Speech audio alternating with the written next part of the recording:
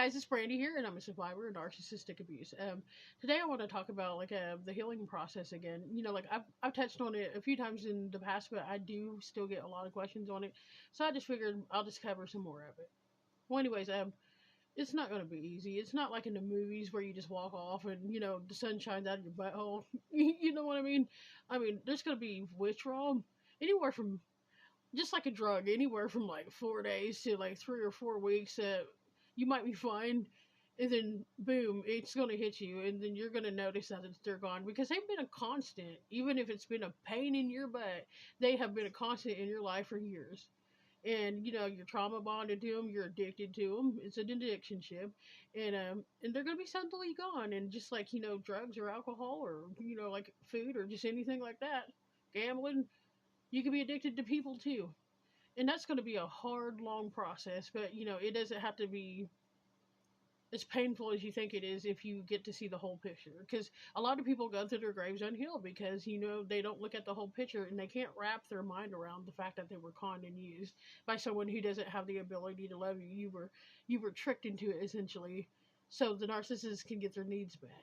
And I know that's hard to hear, especially if you got a home, kids, a business. You're intertwined with each other's families. I mean, you have a lot going on with this person because it's been a long time.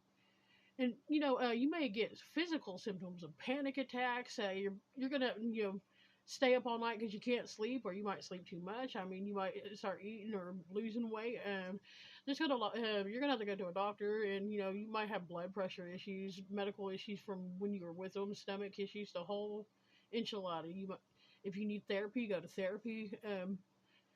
It took me personally, it took me several months to stop shaking and sweating and feeling like I'm going to be in trouble if I go somewhere, because that's a mental prison that you're going to have to get out and walk yourself out of. Because if you don't, you're going to be stuck in the same place for years, and you don't want to be that person.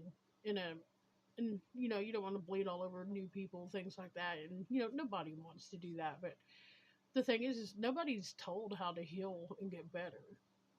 We're taught all the terms and all that jazz and what to look out for, but we're never told how to get better. Or like, well, if you pay me $100, I'll tell you how to get better. And for some people, therapy is not accessible. It's not affordable, and things like that. And I just want you to know, just whether you're still with them or you've been out for years or anywhere in between, people are at different levels on this page, and this is for everyone. There's no judgment here, and you're going to experience a lot of symptoms afterwards, and it's going to take a while to work it all out. But you have to be no contact with this person, or very low contact for the kids, or do apps or parenting apps, or however you do your parenting stuff. But you're gonna have to get that situated, and you're gonna have to not fall for the whole thing. Well, you have to be with me, or you can't see the kids. We're not going to negotiate with the damn terrorist.